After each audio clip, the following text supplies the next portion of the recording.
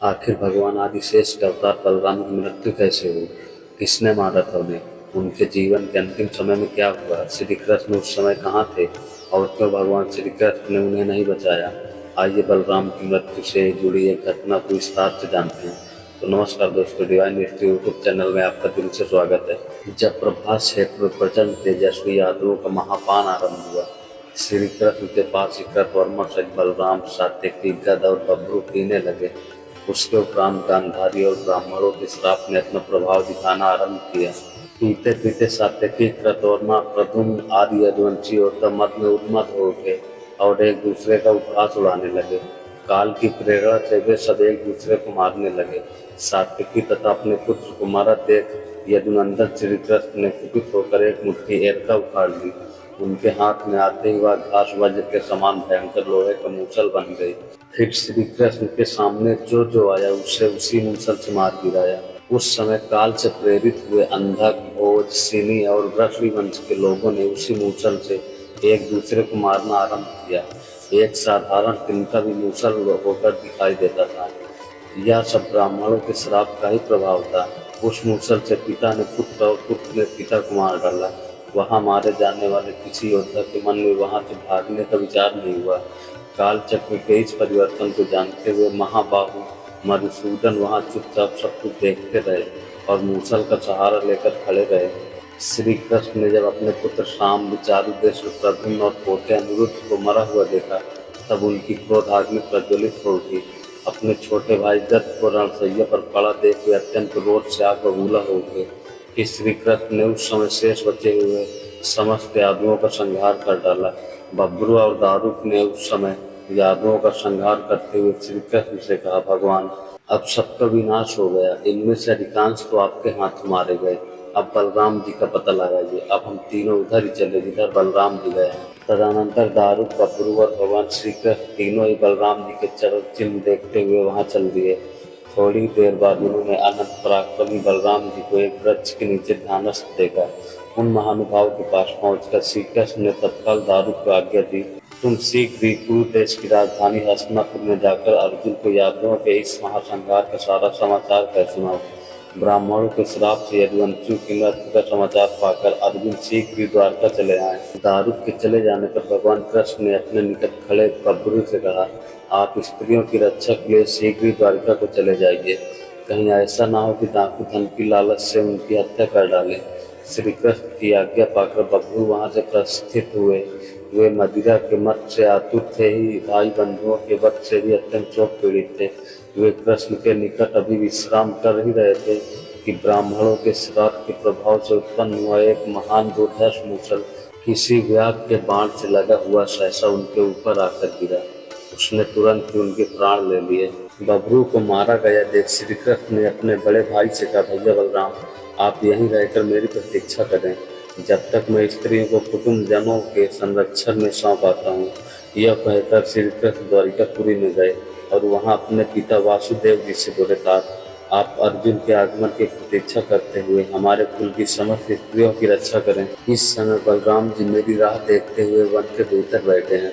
मैंने इस समय यदुवंशियों का विनाश देखा है और पूर्व काल में कुरु कुल के श्रेष्ठ राजाओं का भी संहार देख चुका हूँ।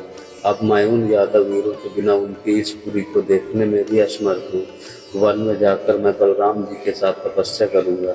ऐसा कहकर उन्होंने अपने सिर से पिता के चरणों को स्पर्श किया। फिर वे भगवान श्री कृष्ण वहां से चल दिए। इतने में ही उस नगर की स्त्रियों और बालकों के रोने का महान आर्तनाद सुनाई पड़ा। विलाप करते हुए उन युवतियों के करुण क्रंदन सुनकर श्री कृष्ण पुनः लौट आए और उन्हें सांत्वना देते हुए बोले, देखिए, नरश्रेष्ठ अर्जुन शीघ्र ही इस नगर में आने वाले हैं। वे तुम्हें संकट से बचाएंगे। ये कहकर वे चले गए। वहां जाकर श्री कृष्ण ने वन के एकांत प्रदेश में बैठे हुए बलराम जी का दर्शन किया। बलराम जी योग युक्त होकर समाधि लगाए बैठे थे। श्री कृष्ण ने उनके मुख से एक श्वेत वर्ण के विशालकाय सर्प को निकलते देखा। उनसे देखा जाता हुआ वह महानुभाव नागजी सोर महासागर था उसी मार्ग पर चल दिया। वह अपने पूरे शरीर को त्याग कर इस रूप में प्रकट हुआ था। उसके सहस्त्रों मस्तक थे। उसका विशाल शरीर पर्वत के विस्तार सा जान पड़ता था। उसके मुख की कांति लाल रंग की थी। समुद्र ने स्वयं प्रकट होकर उस नाग का साक्षात भगवान अनंत का भली भांति स्वागत किया। दिव्य नागों और पवित्र सरिताओं ने भी उनका सात्कार किया। करकोटक, वासुकी, तक्षक, पृथुश्रवा, अरुण, कुंजर, मिश्री, शंख, कुमुद, पुंडरीक, महामना, धृतराष्ट्र, राध, क्रात, शितिकंठ, उग्रतेजा, चक्रमंड, अतिखंड, नागप्रवर, दुर्मुख, अम्बरीश और स्वयं राजा वरुण ने भी उनका स्वागत किया। उपर्युक्त सब लोगों ने आगे बढ़कर उनकी अगवानी की, स्वागत पूर्वक अभिनंदन किया और अर्घ्यपाद्य आदि उपचारों द्वारा उनकी पूजा संपन्न की। भाई बलराम की मृत्यु अर्थात परम धाम पधारने के पश्चात दिव्यदर्शी भगवान श्री कृष्ण कुछ सोचते विचारते हुए उस सोने वन में विचरण करने लगे। फिर वे श्रेष्ठ तेज वाले भगवान पृथ्वी पर बैठ गए। बलराम की मृत्यु पर श्री कृष्ण उदास हो गए थे।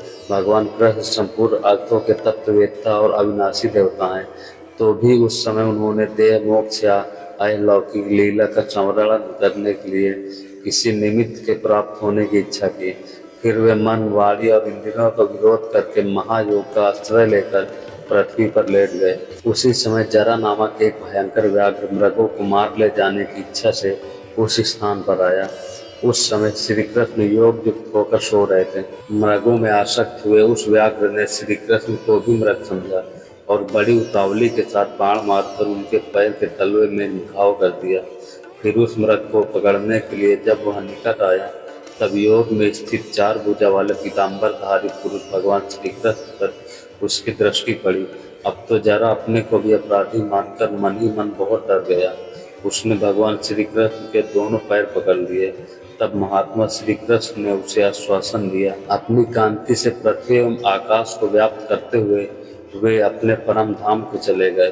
अंतरिक्ष में पहुंचने पर इंद्र, अश्वनी कुमार, रुद्र, आदित्य, वसु, विश्रेदेव, मुनि, सिद्ध, अप्सराओं सहित मुख्य मुख्य गंधर्वों ने आगे बढ़कर भगवान का स्वागत किया और इस प्रकार बलराम की मृत्यु के पश्चात श्री कृष्ण भी परम धाम को पधारे।